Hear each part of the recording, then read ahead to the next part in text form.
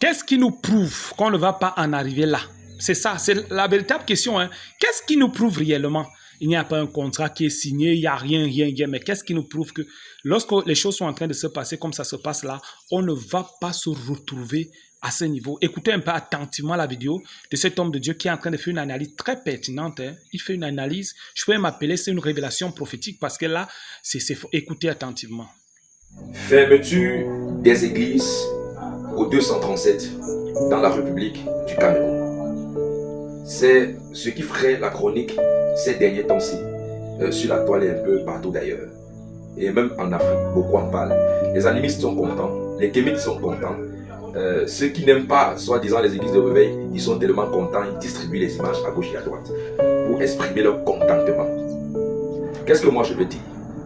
Je veux tout simplement dire, et j'ai déjà dit ça ici, je vous dis que ça ne fait que commencer. Si vous ne voulez pas vous conformer à Dieu, je dis bien conformer à Dieu et non à l'État. Si vous ne voulez pas vous conformer à Dieu, vous devrez vous conformer à l'État. Parce que oui, on n'a pas fermé, on ne ferme pas des églises, on ferme des dénominations. Les élus connaissent le langage. On n'a pas, c'est-à-dire que ce qu'on a fermé là, ce sont les dénominations, c'est pas l'église de Jésus. Bien aimé, l'église de Jésus est spirituelle. L'église de Jésus, ce n'est pas un bâtiment.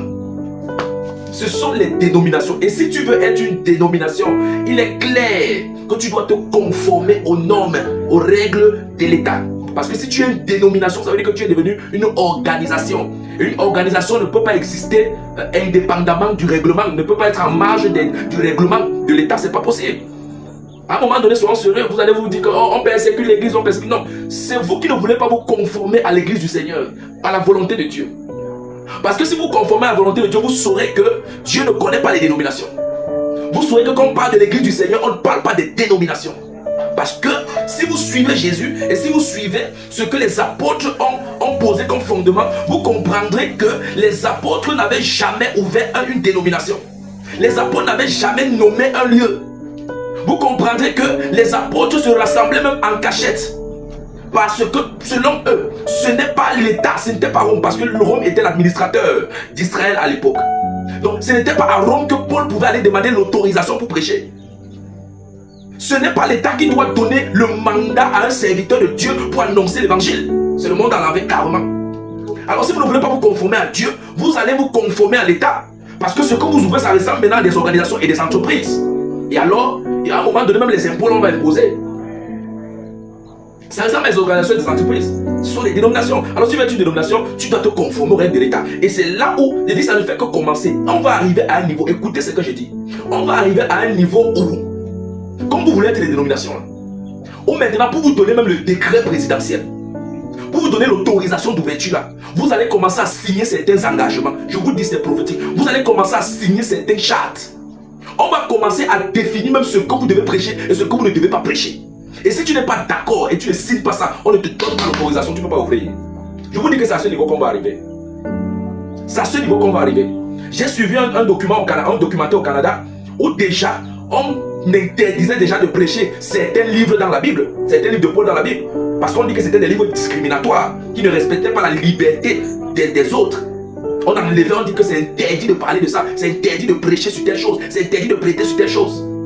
C'est à ce niveau qu'on va arriver et on va vous faire signer des engagements. On va te dire que bon, ok, maintenant arrêtez de prêcher contre les LGBT, arrêtez de prêcher contre ceci, arrêtez de prêcher contre ceci.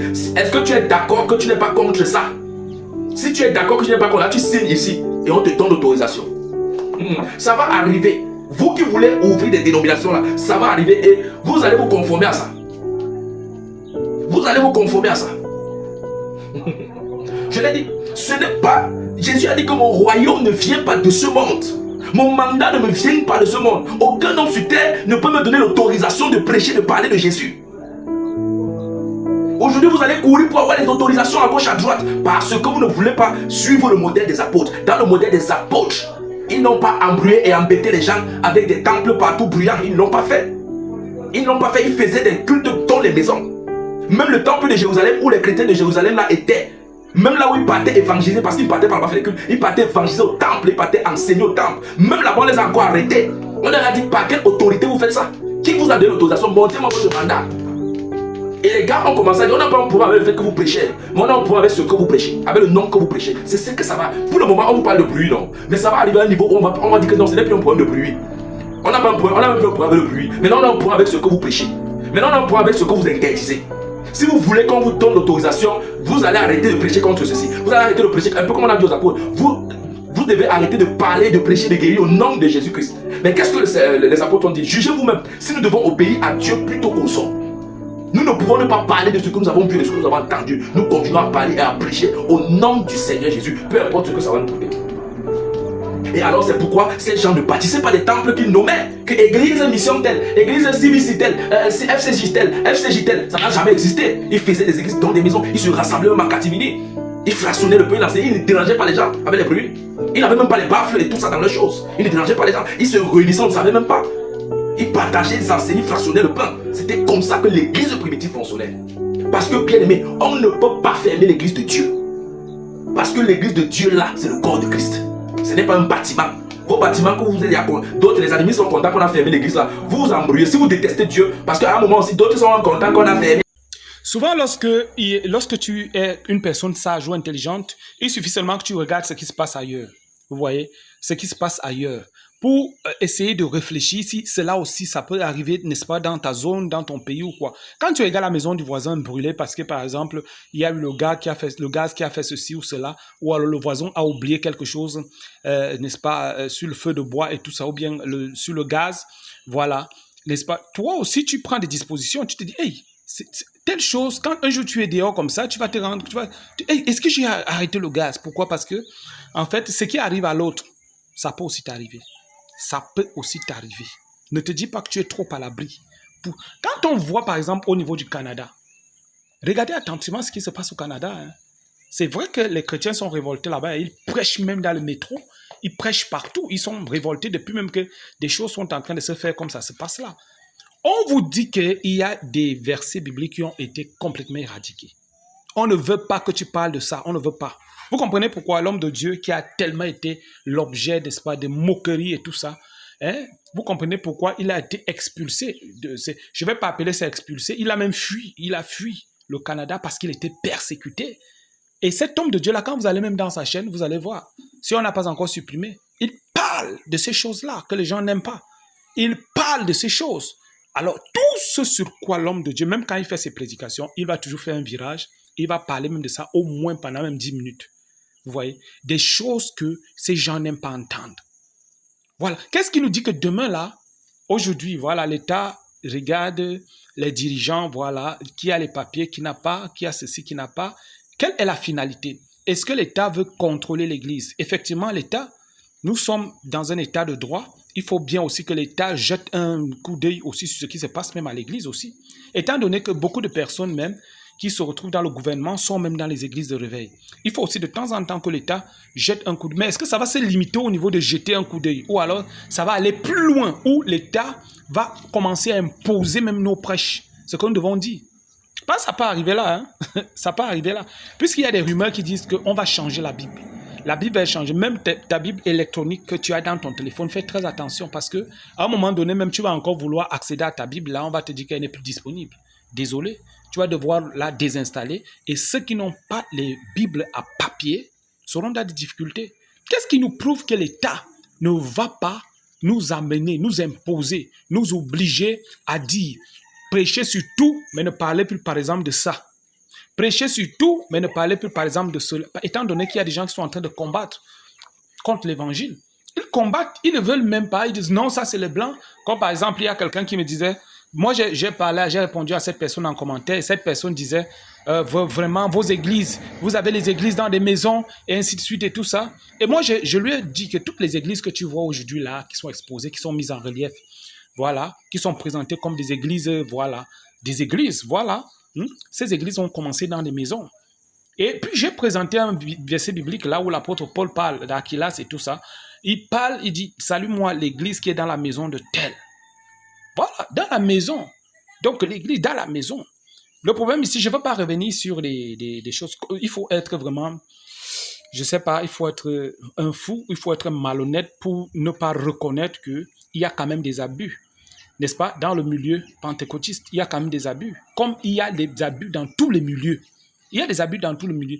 On voit des vidéos. J'ai vu une vidéo aujourd'hui là où quelqu'un sortait son fouet, il a frappé, c'est une personne en tenue, qui a frappé une maman.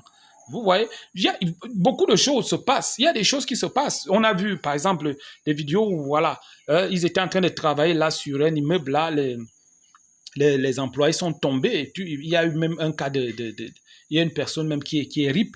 Vous voyez. Et puis, même les propriétaires, là, les gens qui s'occupaient de ça, les Chinois, ils ont fui. On dit qu'ils ont fui. Voilà, c'est ça que moi j'ai lu. Il y a beaucoup de choses qui se passent. C'est pour dire que dans tous les secteurs, il y a ce qui est mauvais. Le côté des avocats, le côté des pilotes, le côté des pasteurs, le côté des prêtres, tout ça. Il y a des sorciers dedans. Il y a des gens qui font le mauvais travail. Parce qu'effectivement, il faut que le diable s'introduise dans ce genre de milieu, n'est-ce pas, pour, n'est-ce pas, discréditer cet endroit-là, pour que les gens n'aient plus confiance à cet endroit-là, à ce milieu-là, pour que n'aient plus confiance à ces hommes de Dieu, à ces femmes de Dieu-là, qui sont là pour libérer, pour sauver les âmes et assujettir le monde des ténèbres. Donc, en fait, ce que je peux dire ici, là, c'est que, voilà, quelle est vraiment la garantie? Il n'y a pas de garantie. Donc, chrétiens, préparons-nous. Si demain, là, on nous dit, voilà, vous n'allez plus parler de ça, de prêcher plus, par exemple. Je crois que là, on doit se préparer pour poser la question de savoir, parce que là, on obéit au gouvernement aussi longtemps que ça rentre, parce que nous-mêmes, on sait quand même que la nuisance sonore n'est pas quelque chose de bien. S'il y a un malade à côté, voilà, et puis on doit aimer notre prochain, tout ça. Mais maintenant, si on nous demande, par exemple, de ne plus prêcher Christ comme le Sauveur, par exemple, on va simplement leur poser la question de savoir, dites-nous ce qu'il convient de faire. Devons-nous obéir aux hommes plutôt qu'à Dieu? C'est aussi là. Parce que, est-ce que les disciples ont obéi aux autorités sur toute la ligne? On se pose aussi des questions. Non, on connaît très bien, on sait très bien que ça, ce que les autorités sont en train de demander de faire là, c'est de baisser le volume, c'est de faire ceci. Mais maintenant, si on nous demande maintenant, n'est-ce pas, de ne plus parler contre l'homosexualité, de ne plus prêcher contre ça, qu'est-ce qu'on va faire? On va arrêter de prêcher? Donc, réfléchissez-y. Dites-moi un peu ce que vous en pensez en commentaire. Parce que là, s'il vous plaît, j'ai été assez lavé comme ça d'insultes. J'ai été assez lavé d'insultes. Donc, ceux qui poursuivent toujours avec les injures, là, c'est votre problème. Hein? Moi, je ne gère pas ça. Si tu veux raisonner normalement, viens raisonner. Et puis, si je vois que ton raisonnement est vraiment quelque chose qui peut apporter une valeur ajoutée, n'est-ce pas, dans la vie des autres, alors je vais te répondre. En tout cas, on est ensemble.